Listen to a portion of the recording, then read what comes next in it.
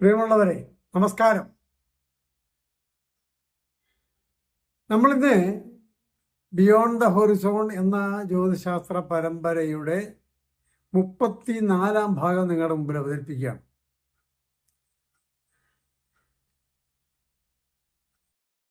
ജ്യോതിശാസ്ത്രത്തിൽ 17-18 നൂറ്റാണ്ടുകളിൽ പല ശാസ്ത്രജ്ഞന്മാരും ജ്യോതിശാസ്ത്രത്തിലേക്ക് ആകൃഷ്ടരായത് പ്രകൃതിയിലെ പല പ്രതിഭാസങ്ങളെയും നിരീക്ഷിച്ച് അവയുടെ രഹസ്യങ്ങൾ എന്താണെന്ന് തിരിച്ചറിയാൻ വേണ്ടിയാണ്.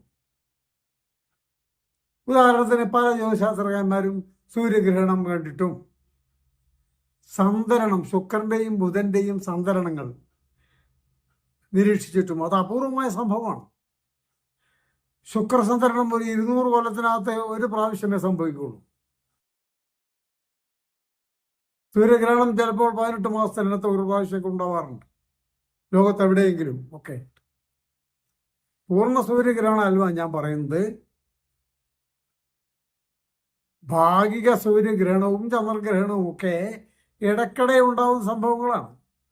എന്നാൽ അങ്ങനെയല്ല സന്തരണങ്ങൾ.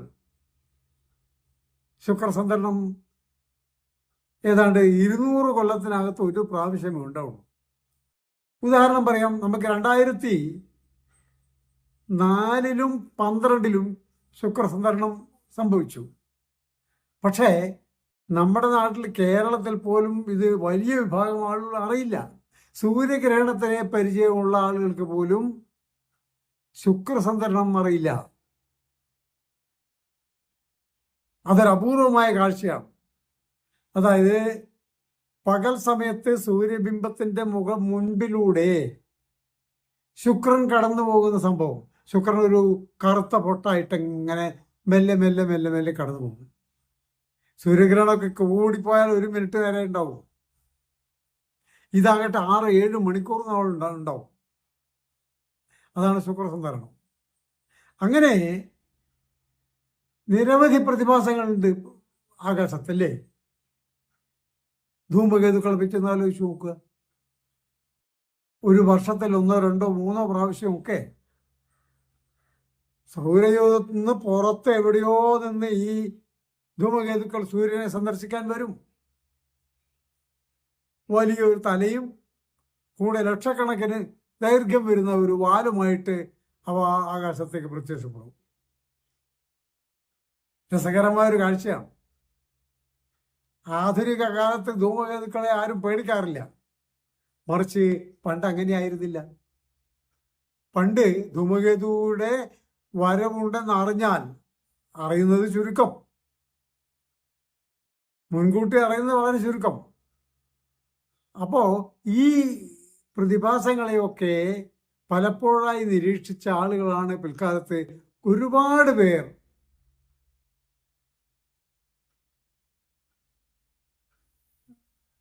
ശാസ്ത്രജ്ഞന്മാരായി മാറിയത്. എന്താണ് ഇതിൻ്റെ പിന്നിലെ രഹസ്യം? പ്രകൃതി എന്താണ് ഒളിപ്പിച്ചു വെച്ചിരിക്കുന്നത്? ഇതറിയാനായിട്ട് അക്കൂട്ടത്തിൽപ്പെട്ട ഒരാളാണ് നമ്മുടെ ഇന്നത്തെ ബോഡെ എന്ന മനുഷ്യൻ, ജോഹാൻ എലർട്ട് ബോഡെ. അദ്ദേഹം ഒരു നിയമം കണ്ടുപിടിച്ചു. അദ്ദേഹം മാത്രമല്ല, അദ്ദേഹത്തിൻ്റെ കൂടെ ഒരു ജോഹാൻ ടൈറ്റസ് ഉണ്ടായിരുന്നു. ഇവർ രണ്ടുപേരും കൂടെ ചേർന്നിട്ട് ഒരു ബോഡെ ടൈറ്റസ് നിയമം ഉണ്ടാക്കി. ആ നിയമം എന്താണെന്ന് പറഞ്ഞാൽ, സൗരയൂഥത്തിൽ നിന്ന് ഗ്രഹങ്ങളിലേക്കുള്ള ദൂരത്തിന് ഏതോ ഒരു പ്രൊപ്പോർഷനുണ്ട്, ഒരു നിയതമായ കണക്കുണ്ട്. പക്ഷേ പ്രശ്നം എന്താണെന്ന് പറഞ്ഞാൽ, ഇവർ അങ്ങനെ ഒരു നിയമത്തെപ്പറ്റി ആലോചിക്കുകയും കണക്ക് കൂട്ടിയെടുക്കുകയൊക്കെ ചെയ്തു. പക്ഷേ എല്ലാ ഗ്രഹങ്ങളും അതനുസരിച്ചില്ല. അതുകൊണ്ട് നിയമത്തിന്, ശാസ്ത്രത്തിൻ്റെ കൃത്യമായ പിൻബലമില്ലാതായിപ്പോയി. അത് ശാസ്ത്ര നിയമമായി അംഗീകരിക്കപ്പെട്ടില്ല. ശാസ്ത്ര നിയമത്തിൻ്റെ സ്വഭാവം അതാണല്ലോ. ഉദാഹരണം പറയുകയാണെങ്കിൽ ഒരാളിൽ ഒരു മരുന്ന് ഫലിക്കുന്നുണ്ടെങ്കിൽ സാർവത്രികമായ ലോകത്തിലുള്ള എല്ലാ മനുഷ്യരിലും ആ മരുന്ന് ഫലിക്കണം. ഒരു പ്രത്യേക രോഗത്തിന്. അതുകൊണ്ടാണല്ലോ ശാസ്ത്രത്തിലുള്ള മനുഷ്യന്റെ വിശ്വാസം യഥാർത്ഥത്തിൽ കൂടാൻ കാരണം.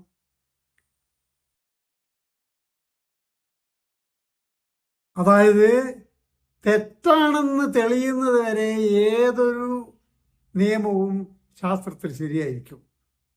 ഏതെങ്കിലും ഒരു ഘട്ടത്തിൽ ഒരാൾ തെറ്റാണെന്ന് തെളിയിച്ചു കഴിഞ്ഞാൽ അത് പിന്നെ ശാസ്ത്രത്തിൽ സാധുതയുണ്ടാവില്ല. അതാണ് ശാസ്ത്രത്തിൻ്റെ രീതി. അപ്പോൾ നമ്മുടെ ബോഡെ കാഴ്ചശക്തിക്ക് പരിമിതിയുള്ള ഒരാളായിരുന്നു. എന്നിട്ടും അദ്ദേഹം വലിയ പ്രവർത്തനങ്ങൾ നടത്തി. ധൂമകേതുക്കളെ കണ്ടുപിടിച്ചു, M80 വേണമെന്ന ഗാലക്സിയെ കണ്ടുപിടിച്ചു. ഈ പറയുന്ന നിയമം ഏറെക്കാലമായി നിരീക്ഷിച്ച് ഈ ബോഡെ ടൈറ്റസ് നിയമം കണ്ടുപിടിച്ചു. ഇങ്ങനെയൊക്കെ പ്രവർത്തിച്ച മനുഷ്യനാണ് അയാൾ. മറ്റൊരാൾ നമ്മുടെ വില്യം ഹെർഷൽ എന്ന ജ്യോതിശാസ്ത്രത്തിൻ്റെ സഹോദരിയായ കരോലിൻ ഹെർഷലാണ്. ലോകത്തിൽ ആദ്യമായിട്ട് സ്വന്തമായി ഒരു ധൂമകേതുവിനെ കണ്ടുപിടിച്ച വനിത.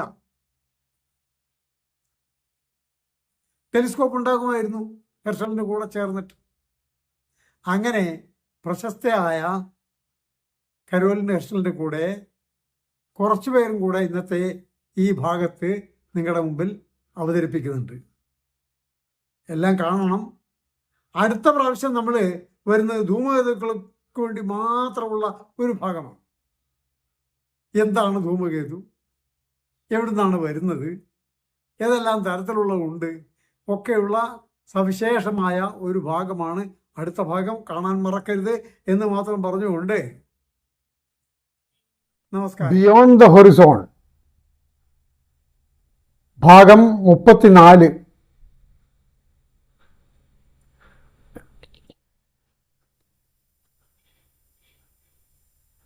പ്രകൃതിയിൽ നമ്മുടെ ആകാശത്ത് നടക്കുന്ന പല പ്രതിഭാസങ്ങളുമുണ്ട്. സാധാരണ മനുഷ്യർ പോലും ഏറെക്കുറെ അതൊക്കെ നിരീക്ഷിക്കാറുമുണ്ട്. സൂര്യഗ്രഹണം പോലെ, ചന്ദ്രഗ്രഹണം പോലെ, ബുധ ശുക്ര സന്തരണം പോലെ, അല്ലെങ്കിൽ നോവ വിസ്ഫോടനങ്ങൾ പോലെ, അല്ലെങ്കിൽ ഇടയ്ക്കിടെ വന്ന് പ്രത്യക്ഷപ്പെട്ട് പോകുന്ന വാൽ നക്ഷത്രങ്ങളെ പോലെ, അങ്ങനെ നിരവധി പ്രതിഭാസങ്ങളെ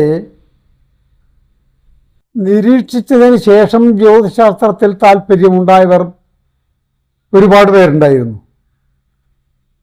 ജ്യോതിശാസ്ത്രം വളർന്ന് വികസിച്ച് വന്നിട്ട് പോലും ഏതാണ്ട് 100-400 കൊല്ലങ്ങളിലേ ആയുള്ളൂ.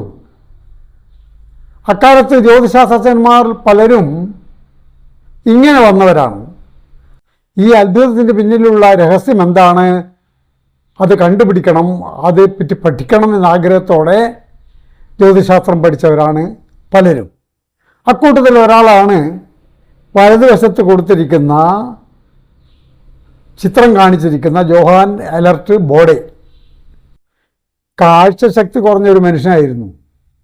എങ്കിലും ആ പരിമിതികളെ മറികടന്നുകൊണ്ട് അദ്ദേഹം ധാരാളം പഞ്ചാംഗം പോലുള്ള എഫെമെറിഡുകൾ ഉണ്ടാക്കി. ഏതാണ്ട് 51 വാള്യങ്ങൾ. അത് 18-ാം നൂറ്റാണ്ടിലാണ്, 1772. ഇദ്ദേഹത്തിന് സുഹൃത്തുണ്ടായിരുന്നു, ജോഹാൻ ടൈറ്റസ്. ഇവർ രണ്ടുപേരും ചേർന്നാണ് പല പ്രവർത്തനങ്ങളും നടത്തിയിരുന്നത്. അങ്ങനെ നടത്തുന്നതിനോടൊപ്പം നടത്തിയ ഒരു വളരെ നല്ല പ്രവർത്തനമാണ് യുറാനോമെട്രിയ എന്ന നക്ഷത്ര ചാർട്ട് ഉപയോഗിച്ച് നക്ഷത്രഗണങ്ങളുടെ മനോഹരമായ കലാരൂപങ്ങൾ ഉണ്ടാക്കിയെടുത്തു. ഇവിടെ ഇടതുവശത്തെ ചിത്രത്തിൽ കാണാം, ആകാശത്ത് കാണുന്ന ഒരു പ്രധാനപ്പെട്ട ഗണമുണ്ടല്ലോ, ഒറിയോൺ, വേട്ടക്കാരൻ. അതിൻ്റെ ചിത്രമാണ് ഈ ഇടതുവശത്ത് കാണിച്ചിരിക്കുന്നത്. അത് നമ്മുടെ ബോഡെ ഉണ്ടാക്കിയതാണ്. അതിനുശേഷം ഇങ്ങനെ ആരും ഈ കലാരൂപങ്ങൾ കാണിച്ചുകൊണ്ടുള്ള ചിത്രങ്ങൾ ഉണ്ടാക്കിയിട്ടില്ല. നക്ഷത്ര ചാർട്ടുകളുണ്ട്, അനേകം ചാർട്ടുകളുണ്ട്. ഒറിയോണ്ട് നേരെ മേലെ കാണുന്നതാണ് ഇടവൻ രാശിയെ പ്രതിനിധീകരിക്കുന്ന കാള, തൗരു എന്ന് പറയും. അങ്ങനെ 88 ഗണങ്ങളുടെ ചിത്രങ്ങളും, അക്കാലത്ത് പിന്നെ 88 ഗണങ്ങളല്ല, അതിൽ കൂടുതലുണ്ടായിരുന്നു. ഇദ്ദേഹം ആ ഗണങ്ങളുടെയൊക്കെ ചിത്രങ്ങൾ മനോഹരമായി വരച്ചു വെച്ചു. കൂടാതെ അദ്ദേഹം നല്ലൊരു വാനനിരീക്ഷകൻ കൂടിയായിരുന്നു. അദ്ദേഹം ഒരു ധൂമകേതുവിനെ കണ്ടുപിടിച്ചു, C1779A1. ഒരു ഗാലക്സിയെയും കണ്ടുപിടിച്ചു, M81. അങ്ങനെയുള്ള ബോഡയുടെ പേരിൽ ഒരു ചിഹ്നഗ്രഹത്തിൻ്റെ നമ്പറുണ്ട്, 1823. അതിനെ കണ്ടെത്തിയതും ബോഡയായിരുന്നു. അദ്ദേഹത്തിൻ്റെ പേരിലാണ് ഈ ഗ്രഹം അറിയപ്പെടുന്നത്. നേരത്തെ പറഞ്ഞ ബോഡയുടെ സുഹൃത്താണ് ജോഹാൻ ഡാനിയൽ ടൈറ്റസ്, ജർമ്മൻകാരൻ. ഇദ്ദേഹവും ബോഡയും കൂടി ചേർന്നാണ് ഒരു പ്രത്യേക നിയമം ഉണ്ടാക്കിയെടുത്തത്. ഏറെക്കാലത്തെ സൗരയൂഥ നിരീക്ഷണത്തിന് ശേഷം അവർക്ക് മനസ്സിലായ ഒരു കാര്യമുണ്ട്. അതായത് സൂര്യനിൽ നിന്നും മറ്റ് ഗ്രഹങ്ങൾ വ്യത്യസ്ത ദൂരത്തിലാണല്ലോ. പക്ഷെ ആ വ്യത്യസ്ത ദൂരത്തിന് പോലും ഒരു പ്രൊപ്പോർഷൻ ഉണ്ട് എന്ന് അവർക്ക് സംശയം തോന്നി. ഏതോ ഒരു ഒരു ഒരു ഒരു നിയമം ഈ ദൂരങ്ങൾ അനുസരിക്കുന്നുണ്ട്. ആ സംശയത്തിൻ്റെ അടിസ്ഥാനത്തിൽ അവർ സൂര്യനിൽ നിന്ന് ബുധനിലേക്കും, സൂര്യനിൽ നിന്ന് ശുക്രനിലേക്കും, സൂര്യനിൽ നിന്ന് ഭൂമിയിലേക്കും, പിന്നെ ചൊവ്വയിലേക്കും, വ്യാഴത്തിലേക്കും, അന്ന് അറിയപ്പെട്ടിരുന്ന ശനിയിലേക്കും ഒക്കെ ദൂരം നോക്കുമ്പോൾ അത് ശരിയാണ് താനും. യുറാനസിനെ കണ്ടുപിടിച്ചത് 1781. പക്ഷെ ഈ നിയമം യുറാനസിനെ പോലും ശരിയാണെന്ന് കാണിച്ചു കൊടുത്തു. പക്ഷേ പിന്നെ 1800-കളോടുകൂടെ നെപ്റ്റ്യൂൺ വന്നപ്പോൾ നെപ്റ്റ്യൂണിലേക്കുള്ള ദൂരം ശരിയല്ല. അങ്ങനെ വന്നപ്പോൾ ഈ നിയമം സാർവത്രികമായി അംഗീകരിക്കാൻ പറ്റാത്തൊരവസ്ഥയായി. അവർ ഈ നിയമം വെച്ചിട്ട് അവർ കണക്ക് കൂട്ടിയപ്പോൾ ചൊവ്വയ്ക്കും വ്യാഴത്തിനും ഇടയ്ക്കുള്ള വലിയ ഒരു ആസ്ട്രോയിഡ് ബെൽറ്റ് ഉണ്ടല്ലോ, ചിഹ്നഗ്രഹങ്ങളുടെ ബെൽറ്റ്, ആ ബെൽറ്റിൽ ഒരു ഗ്രഹം വേണം. പക്ഷെ അതും തെറ്റിപ്പോയി. അങ്ങനെ വന്നപ്പോൾ ഇതെല്ലാം കൂടെ ഈ നിയമത്തിനെ ശാസ്ത്രലോകത്ത് അംഗീകരിക്കാൻ പറ്റാത്ത അവസ്ഥയായി. അതുകൊണ്ട് ഇപ്പോഴും ഈ നിയമത്തെ ശാസ്ത്രലോകം അംഗീകരിച്ചിട്ടില്ല. അത് നിയമമായിട്ട് തന്നെ നിൽക്കുന്നു. ഒരു കൃത്യമായ സിദ്ധാന്തമായിട്ട് ശാസ്ത്രലോകം അംഗീകരിച്ചിട്ടില്ല എന്നർത്ഥം. പക്ഷെ അവരതിന് ആ നിയമത്തിൻ്റെ പേരിട്ടു ബോഡെ ടൈറ്റസ് നിയമം എന്ന്.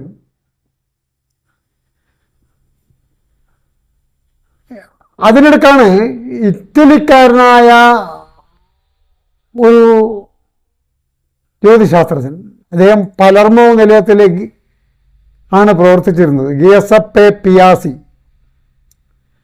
അദ്ദേഹം സിറസ് എന്ന ഒരു ഗ്രഹത്തെ ചിഹ്നഗ്രഹ ബെൽറ്റിൽ കണ്ടെത്തി.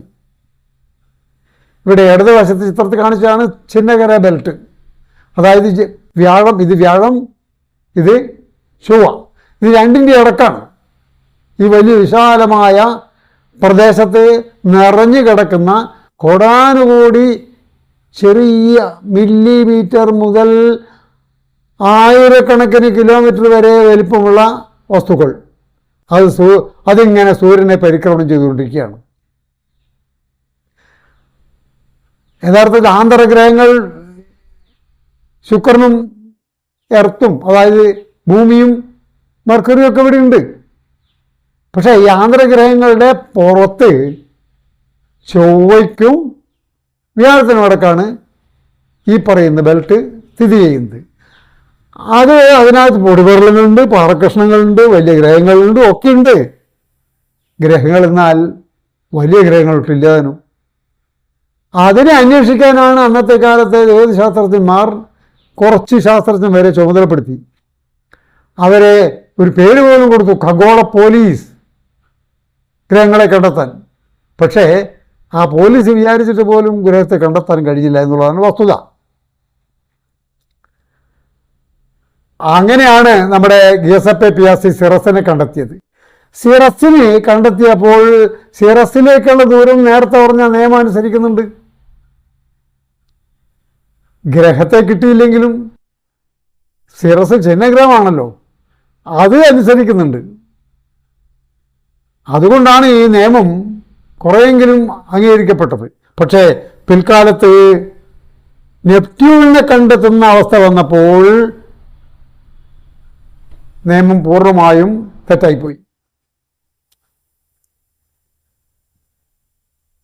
ഇവിടെ വലതുവശത്ത് കാണിച്ചിരിക്കുന്ന രണ്ട് പ്രധാന ശാസ്ത്രജ്ഞന്മാരാ, രണ്ടുപേരും ഇറ്റലിക്കാരാ. ഒരാളുടെ പേര് ഡൊമിനിക്കോ കാസിനി. നേരെ താഴെ കൊടുത്തിരിക്കുന്ന ചിത്രം കോംറ്റെ ഡി കാസിനിയാണ്. മേലെ കൊടുത്തിരിക്കുന്ന ഡൊമിനിക്കോ കാസിനിയുടെ ചെറുമകനാണ് കോംറ്റെ ഡി കാസിനി. ഇവർ രണ്ടുപേരുടെ ചരിത്രം പാരീസ് നിലയവുമായി ബന്ധപ്പെട്ടതാണ്. ഇവർ രണ്ടുപേരും പാരീസ് നിലയത്തിൻ്റെ ഡയറക്ടർമാരായിരുന്നിട്ടുണ്ട്. മാത്രമല്ല ഒട്ടുമിക്ക ഭൂഗോളവും ജ്യോതിശാസ്ത്രവും സംബന്ധിച്ച അളവുകളെ ഒക്കെ കണ്ടുപിടിക്കാനും ചിട്ടപ്പെടുത്താനും മുൻകൈ എടുത്തത് എപ്പോഴും പാരീസുകാരാ, ഫ്രാൻസുകാരാ. അതുകൊണ്ട് തന്നെ കോംറ്റെ ഡി കാസിനി ഫ്രാൻസിൻ്റെ ഭൂപടം ഉണ്ടാക്കി. അക്കാലത്ത് നെപ്പോളിയനായിരുന്നു ഫ്രാൻസ് ഭരിച്ചിരുന്നത്. അങ്ങനെ നെപ്പോളിയൻ സമർപ്പിച്ചു. ചക്രവർത്തി പരിഭവപ്പെട്ടു. എന്താ പരിഭവപ്പെട്ടെന്നറിയോ? ഞാൻ നിരവധി യുദ്ധങ്ങളിലൂടെ ഉണ്ടാക്കിയെടുത്ത ഫ്രാൻസിനെ നിങ്ങൾ ഒറ്റ വര കൊണ്ട് ചെറുതാക്കി കളഞ്ഞല്ലോ എന്ന് സങ്കടപ്പെട്ടു. എന്തുകൊണ്ടാണ് അങ്ങനെ സങ്കടപ്പെടാൻ കാരണം? അതിനു മുമ്പ് ഉണ്ടായിരുന്ന ഫ്രാൻസിൻ്റെ ഭൂപടവും പിൽക്കാലത്ത് കാസിനി ഉണ്ടാക്കിയെടുത്ത ഫ്രാൻസിൻ്റെ ഭൂപടവും തമ്മിൽ വലിയ വ്യത്യാസമുണ്ട്. അതിൻ്റെ അതിരുകൾക്ക് വ്യത്യാസമുണ്ട്. ഇതുകൊണ്ടാണ് അദ്ദേഹം അങ്ങനെ പറഞ്ഞത്. അപ്പോൾ കൃത്യമായി ഭൂമിയിലെ പല രാജ്യങ്ങളെയും, ഈവൻ അമേരിക്കയിലെ ചില സംസ്ഥാനങ്ങളുടെ അതിര് പോലും നിർണയിച്ചത് കാസിനിയും കൂട്ടരുമാണ്. അവരതിൽ അതീവ വിദഗ്ധരായിരുന്നു. അതുകൊണ്ടാണ് പിൽക്കാലത്ത് നമ്മൾ ഇന്നറിയപ്പെടുന്ന MKS സിസ്റ്റം എന്ന അളവ് സമ്പ്രദായം, മീറ്റർ കിലോഗ്രാം സെക്കൻഡ്സ്, ഈ സമ്പ്രദായം ഉണ്ടാക്കിയെടുത്തത് പോലും നെപ്പോളിയൻ്റെ കാലത്താണ്.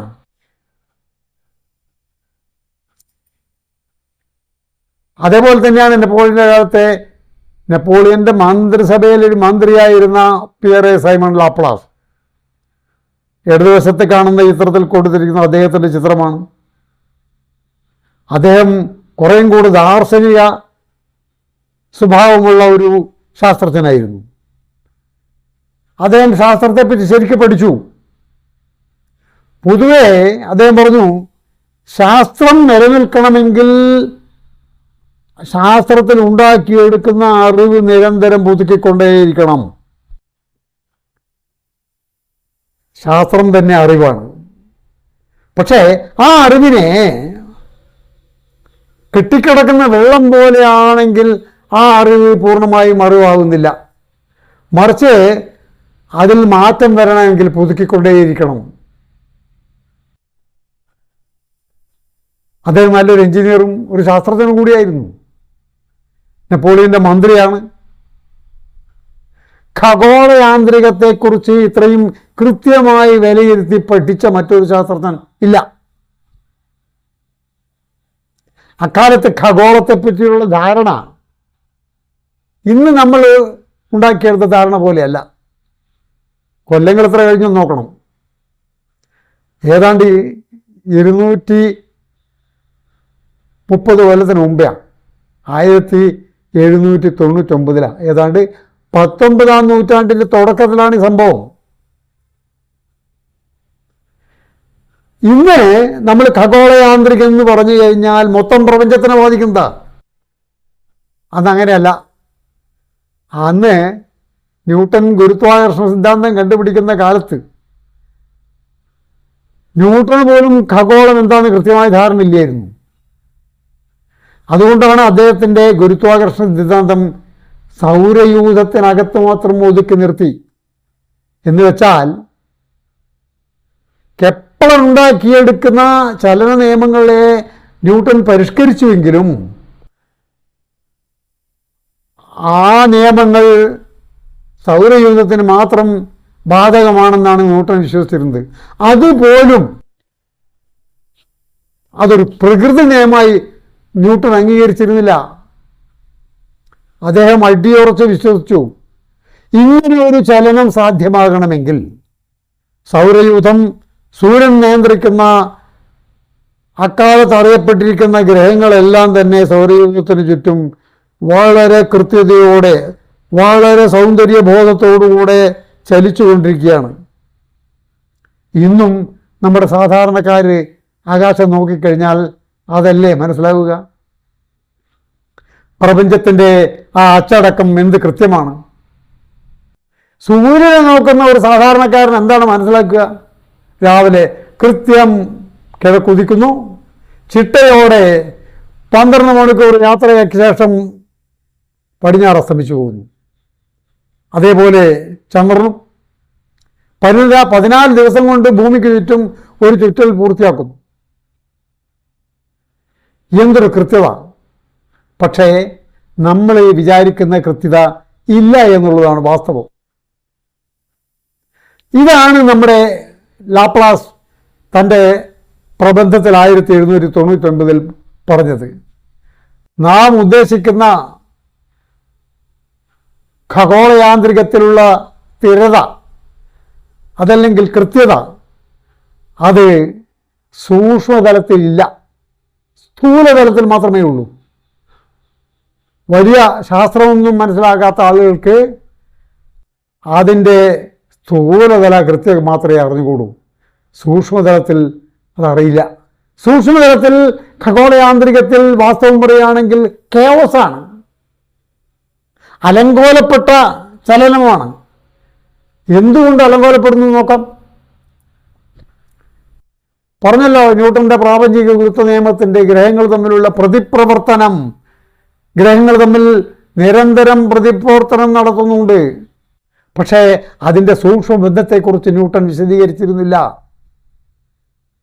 തൻ്റെ തന്നെ ഗണിത സമീപനങ്ങളിൽ ന്യൂട്ടന് പൂർണ്ണ വിശ്വാസമില്ലായിരുന്നു.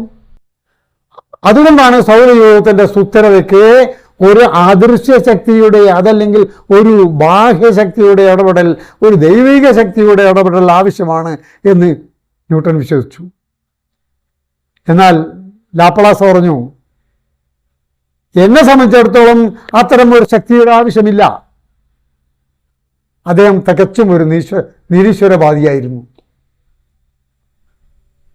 ലാപ്ലാസ് സൗരയൂഥ ചലനത്തിൽ സുസ്ഥിരത എന്ന ആശയം കൃത്യമാണെന്ന് കരുതിയില്ല. ഇവിടെ ഇടതുവശ ചിത്രം നോക്കണം. ഇത് വ്യാഴമാണ് മധ്യത്തിലിരിക്കുന്നത്. വ്യാഴത്തിന് ചുറ്റും ചുറ്റിക്കറങ്ങിയിരിക്കുന്ന ഈ ഉപഗ്രഹങ്ങൾ ഗനിമോഡും യൂറോപ്പയും അയ്യോ, ഇതൊന്നും തന്നെ എല്ലാ കാലത്തും ഇതേപോലെയല്ല ഭ്രമണം ചെയ്തിരുന്നത്. ഭ്രമണം മാറിക്കൊണ്ടേയിരുന്നു. സ്ഥൂലതലത്തിൽ സുസ്ഥിരമാണെന്ന് തോന്നാം, എന്നാൽ സൂക്ഷ്മതലത്തിൽ അത് അലങ്കോലപ്പെട്ടതായിരുന്നു, കെയോസ് ആയിരുന്നു. സൗരയൂഥ നിരീക്ഷണത്തിൽ വ്യാഴത്തിൻ്റെ പഥം ചുരുങ്ങി വരുന്നതും ശനിയുടെ വികസിച്ചു വരുന്നതും സുസ്ഥിരമായ ചലനം എന്ന ആശയത്തിന് തടയിട്ടു. ഇപ്പം നമുക്കൊരു ഉദാഹരണം എടുക്കാം. ഭൂമിയിൽ നിന്നും ചന്ദ്രനെ നോക്കിക്കഴിഞ്ഞാൽ ചന്ദ്രൻ വളരെ കൃത്യമായി ചലിച്ചുകൊണ്ടിരിക്കുന്നു. എന്നാൽ വാസ്തവം എന്താ? ചന്ദ്രൻ യഥാർത്ഥത്തിൽ കുറേശ്ശെയായെങ്കിലും ഭൂമിയിൽ നിന്ന് അകന്നുകൊണ്ടിരിക്കുകയാണ്. അകലും തോറും മറ്റൊരു കാര്യം കൂടെ മനസ്സിലാക്കണം. ഇന്നുണ്ടായിരുന്ന ചലന വേഗത ചന്ദ്രനുണ്ടാവുകയില്ല. അകലും തോറും വേഗതയും കുറഞ്ഞുകൊണ്ടിരിക്കും. പക്ഷേ ഒരു സാധാരണക്കാരനെ ചന്ദ്രനിൽ നിന്ന് ഉദിക്കുന്നു, അസ്തമിക്കുന്നു, ഇത്രയേ ഉള്ളൂ. ഇതാണ് നമ്മുടെ ലാപ്ലാസ് പറഞ്ഞു വെച്ചത്. ലാപ്ലാസ് മറ്റൊന്നും കൂടി പറഞ്ഞു, വലിയ ഒരു വാതക നെബൂല, വാതകങ്ങളുടെ സംഘാതം ആകാശത്ത്, ബഹിരാകാശത്ത് ധാരാളമുണ്ട്. ഓരോന്നും ലക്ഷക്കണക്കിനോ കോടിക്കണക്കിനോ പ്രകാശവർഷം വലിപ്പം വരുന്നതാണ്. അത്തരം ഒരു നെബുലയിൽ നിന്നാണ്, അല്ലെങ്കിൽ നീഹാരികയിൽ നിന്നാണ്, മലയാളത്തിൽ പറയുകയാണെങ്കിൽ നീഹാരിക, അത്തരം ഒരു നീഹാരികയിൽ നിന്നാണ് സൗരയൂഥത്തിൻ്റെ ഉത്ഭവം എന്ന് ലാപ്ലാസ് പറഞ്ഞു വെച്ചു. ലാപ്ലാസും നെപ്പോളിയനും തമ്മിൽ നടന്ന സംഭാഷണത്തിനിടയിൽ ഖഗോള ബലതന്ത്രത്തെക്കുറിച്ച് പുസ്തകം മറിച്ചു നോക്കുന്നതിനിടയിൽ നെപ്പോളിയൻ പരിഭവിച്ചു അത്ര, ഇതിൽ ദൈവത്തെക്കുറിച്ച് പരാമർശമൊന്നുമില്ലല്ലോ, അതെന്താ അങ്ങനെ? അപ്പോൾ ലാപ്ലാസ് പറഞ്ഞു അത്രേ, പ്രഭു എനിക്കതിൻ്റെ ആവശ്യമില്ല. അതാണ് ലാപ്ലാസ്.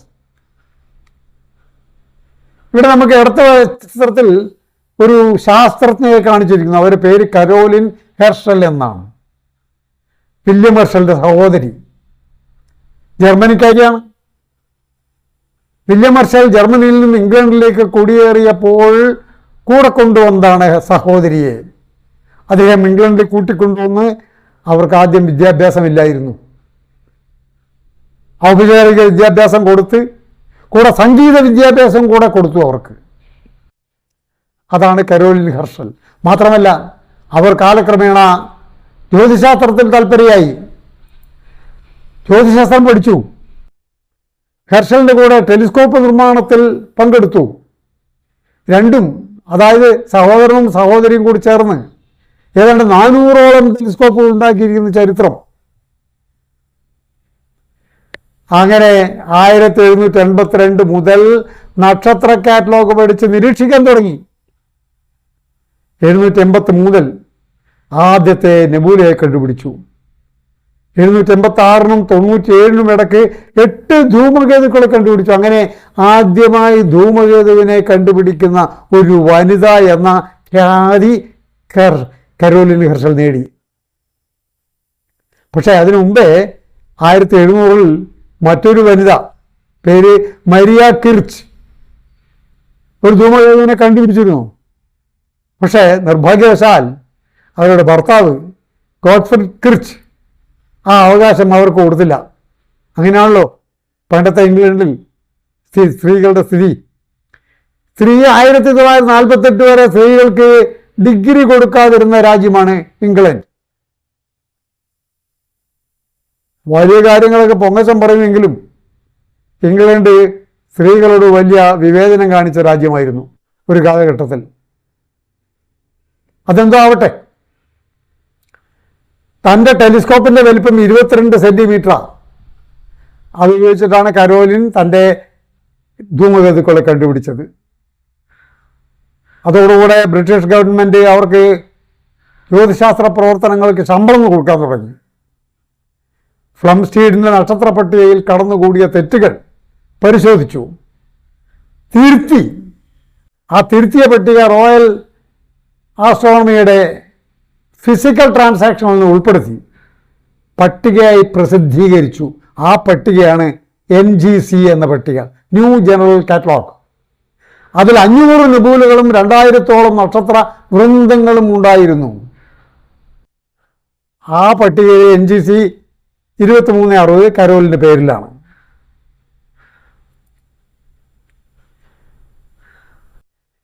നേരത്തെ കാണിച്ച അതേ ചിഹ്നഗ്രഹ ബെൽറ്റാണിത്. വ്യാഴത്തിനും ചൊവ്വയ്ക്കും ഇടയ്ക്കുള്ള ചിഹ്നഗ്രഹ ബെൽറ്റ്. ആദ്യമൊക്കെ ചിഹ്നഗ്രഹങ്ങൾക്ക് ആസ്ട്രോയിഡ് എന്നുള്ള പേരില്ല, മറിച്ച് അതിന് മൈനർ പ്ലാനറ്റ് എന്നായിരുന്നു പറഞ്ഞിരുന്നത്, അല്ലെങ്കിൽ പ്ലാനറ്റ്. പിയാസിയാണ് സെറസ് എന്ന ചിഹ്നഗ്രഹത്തെ കണ്ടുപിടിച്ചെന്ന കാര്യം പറഞ്ഞല്ലോ. ഈ ബെൽറ്റിനകത്ത് കോടിക്കണക്കിന് ചെറിയ ശിലാഖണ്ഡങ്ങളുണ്ട്. ഈ ഇതനുസരിച്ചിട്ട് ഒരു ഗ്രഹം ആ ചിഹ്നഗ്രഹത്തിൻ്റെ ബെൽറ്റുകളിൽ കാണേണ്ടതാണ്, പക്ഷേ കാണാൻ കഴിഞ്ഞില്ല. അത് പണ്ടേ ഛിന്ന ഭിന്നമായി പോയതായിരിക്കാം. ആ ഛിന്ന ഭിന്നത്തിൻ്റെ അവശിഷ്ട വസ്തുക്കളാണ് ഇപ്പോൾ കാണുന്ന ചെറിയ തുണ്ടുകളും കൊച്ചു കൊച്ചു കണ്ണങ്ങളും മറ്റ് ആസ്ട്രോയിഡുകളുമെല്ലാം.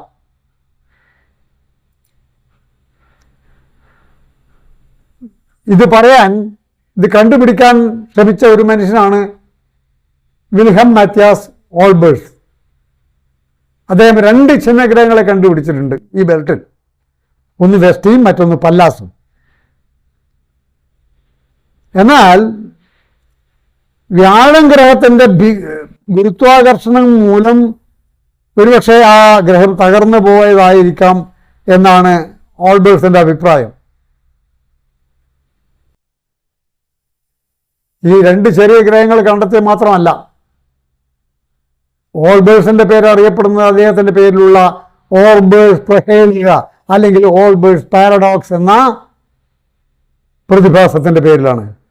എന്താണ് ഓൾബേഴ്സ് പാരഡോക്സ് അല്ലെങ്കിൽ ഓൾബേഴ്സ് പ്രഹേലിയ എന്ന് നോക്കാം. നമ്മൾ രാത്രി ആകാശം പലരും ശ്രദ്ധിച്ച് കാണുമല്ലോ, ഇരുട്ടല്ലേ.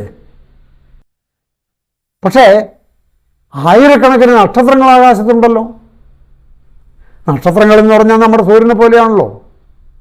സൂര്യൻ വളരെ അടുത്തായതുകൊണ്ടാണല്ലോ നമുക്ക് പ്രകാശം തരുന്നത് പകൽ സമയത്ത്. എന്നാൽ ഇത്രയും നക്ഷത്രം ഉണ്ടായിട്ട് പോലും എന്തുകൊണ്ടാണ് ഇരുട്ട് ആകാശത്ത്? ഈ ചോദ്യമാണ് ഓൾബേഴ്സ് ഉയർത്തിയത്. ഒരുപാട് കാലം ഇത് ചർച്ചയായി. ഇങ്ങനെ ആയിരക്കണക്കിന് നക്ഷത്രങ്ങൾ ആകാശത്തുണ്ടെങ്കിൽ നക്ഷത്രങ്ങൾ ഈ പറയുന്ന രാത്രി ആകാശം നല്ല പ്രഭാപൂരിതമാകണ്ടേ? അങ്ങനെയല്ല. അതെന്തുകൊണ്ടിങ്ങനെ? അതാണ് ചോദ്യം. അതിന് കാരണം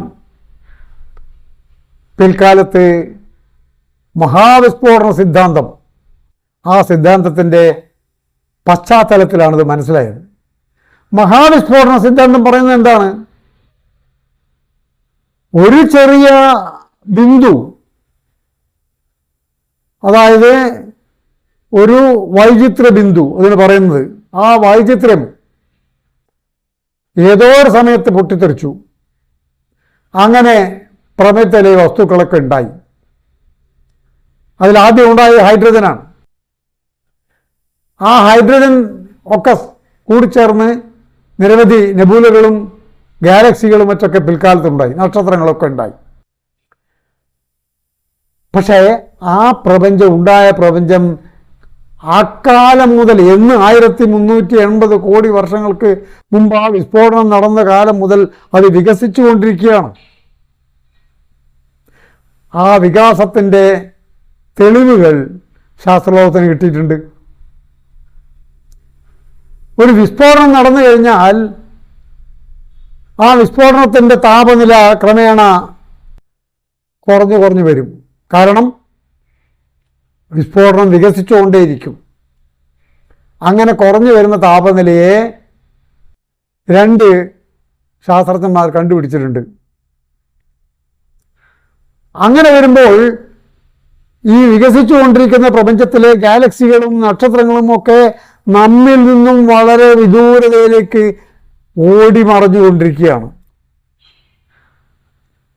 വികസിക്കുന്ന പ്രപഞ്ചം എന്ന കാഴ്ചപ്പാട് 1926 ഇക്കാര്യത്തിന് തിരിച്ചറിഞ്ഞത് ഒരു പ്രസിദ്ധനായ അമേരിക്കൻ വക്കീലാണ്, ബാരിസ്റ്റർ. പക്ഷെ അദ്ദേഹം പിൽക്കാലത്ത് ജ്യോതിശാസ്ത്രജ്ഞനായി.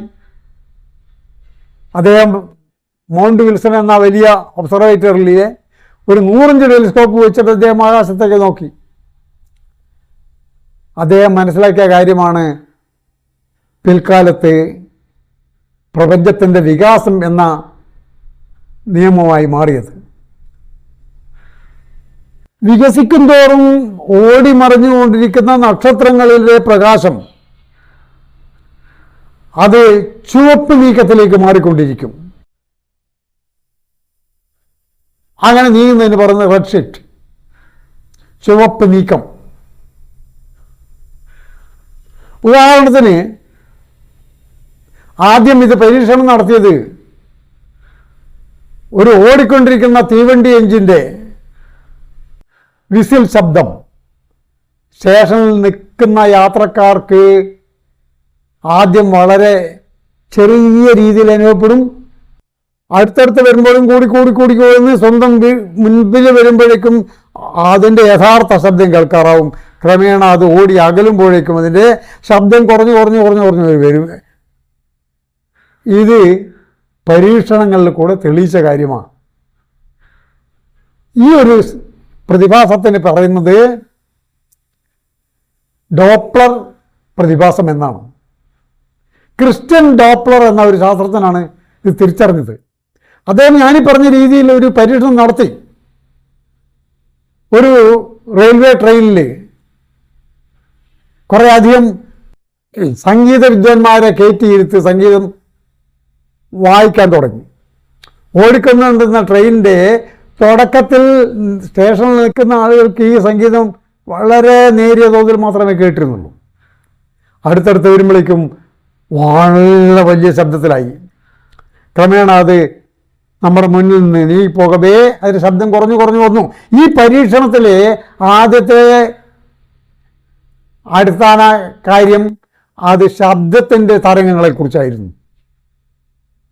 Acoustic sound. പക്ഷെ പിൽക്കാലത്ത് വീണ്ടും പരീക്ഷണം നടത്തി. പക്ക പ്രകാശ തരംഗങ്ങൾ വെച്ച് പരീക്ഷണം നടത്തിയപ്പോൾ ഇതേ അനുഭവം ഉണ്ടായി. വെളിച്ചം ഒരു നിരീക്ഷകനിൽ നിന്നും അകന്നു പോകും തോറും ആ വെളിച്ചത്തിൻ്റെ തരംഗദൈർഘ്യം കൂടിക്കൊണ്ടുവരും. അകന്നു പോകുന്ന ആ കൂടിക്കൂടി വരുന്ന തരംഗദൈർഘ്യത്തിന് ചുവപ്പ് നീക്കം എന്ന് പറയും, റെഡ് ഷിഫ്റ്റ്. അതേസമയം അടുത്തടുത്ത് വരുന്ന പ്രകാശത്തിൻ്റെ തരംഗദൈർഘ്യം കൂടി കുറഞ്ഞു വരുമ്പോൾ അതിന് പറയുന്നത് ബ്ലൂ ഷിഫ്റ്റ്, നീല നീക്കം. ഇക്കാരണത്താൽ ഓടി മറഞ്ഞുകൊണ്ടിരിക്കുന്ന ഗാലക്സികളിലെയോ അല്ലെങ്കിൽ നക്ഷത്രങ്ങളുടെയോ ഒക്കെ പ്രകാശം നമ്മിൽ നിന്ന് ഓടി മറയുമ്പോൾ നമ്മുടെ ഭൂമിയുടെ അന്തരീക്ഷത്തിലേക്ക് ആ പ്രകാശം എത്തിക്കൊണ്ടിരിക്കുന്ന വളരെ കുറച്ചേ എത്തുള്ളൂ. അതുകൊണ്ട് തന്നെ അന്തരീക്ഷം ഇരുണ്ടിരിക്കും, പ്രകാശപൂരിതമേ ആകില്ല. ഇതാണ് ഓൾബേഴ്സിൻ്റെ പാരഡോക്സ്. ഇവിടെ അതിൻ്റെ ഒരു ഉദാഹരണം കാണാം. പച്ച നിറത്തിലേക്ക് പോകുമ്പോൾ അത് നേരെ അടുത്തടുത്തേക്ക് വരും. ഈ വസ്തു പച്ച നിറത്തിലേക്ക് വരും, നീല നിറം. അല്ലെങ്കിൽ അങ്ങോട്ട് പോകും തോറും അത് ചുവന്ന നിറത്തിലേക്ക് പോകും. അപ്പോൾ അകലുന്ന ഗാലക്സികളുടെയും നക്ഷത്രങ്ങളുടെയും ചുവപ്പ് നീക്കം കാരണം നക്ഷത്രപ്രകാശ ഊർജം കുറഞ്ഞുകൊണ്ടിരിക്കും, ഭൂമിയുടെ ആകാശത്ത് എത്തില്ല. അതുകൊണ്ട് ആകാശം ഇരുണ്ടതായി കാണപ്പെടുന്നു. ഇതാണ് ഉത്തരം.